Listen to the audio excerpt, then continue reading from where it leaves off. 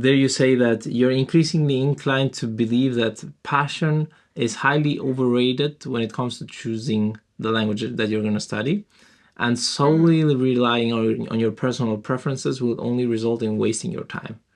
So what was the thesis in this article?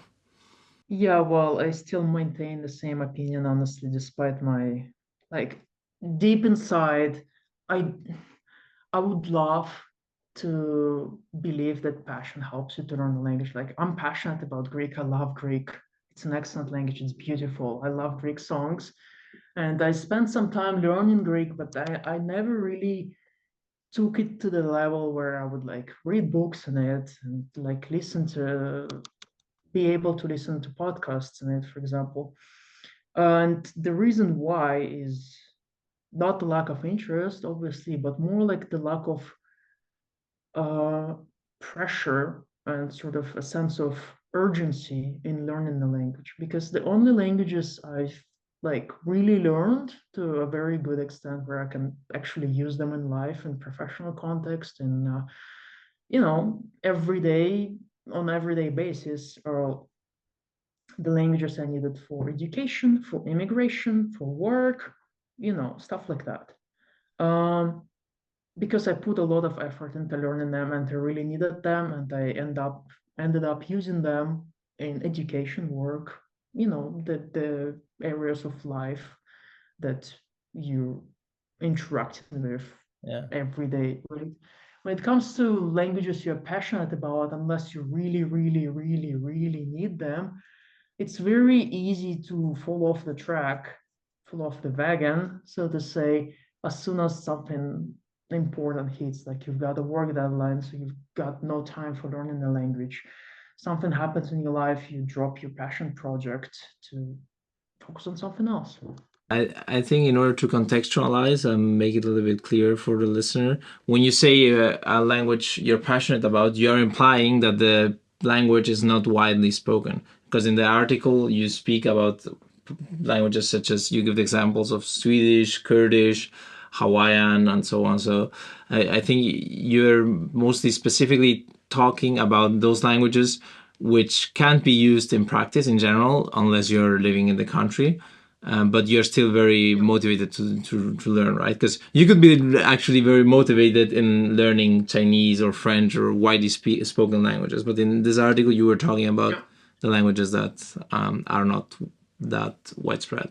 Yeah, I mean, that kind of works both ways. I mean, you can be super passionate about learning Chinese, but unless you have a very specific plan on how you're going to use it in life, unless you actually need it for, again, education, work, or immigration, it's going to be very, very hard, in my opinion, to learn it to a good degree and maintain it.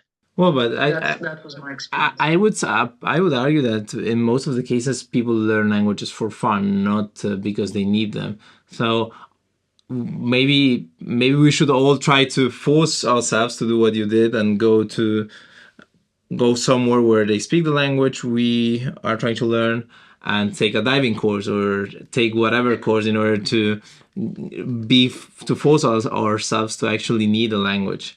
But I would say in general, like people learn languages that they don't need, or in at least in many cases, you know. So, but still, many of them, even though they don't need it, they still manage to pull it off because they manage to maintain the motivation, right? So, what would you Yeah, say but to that?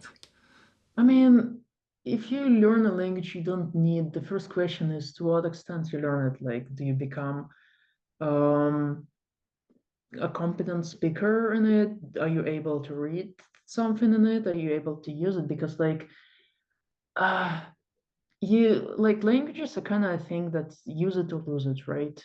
If you don't use it, you lose confidence in using it and speaking it and understanding it.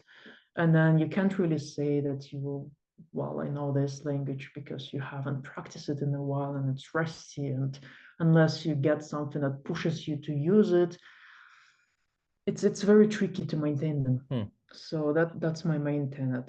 You have to have a very good reason for learning the languages and putting large amount of hours into this basically project and then maintaining them throughout your lifetime.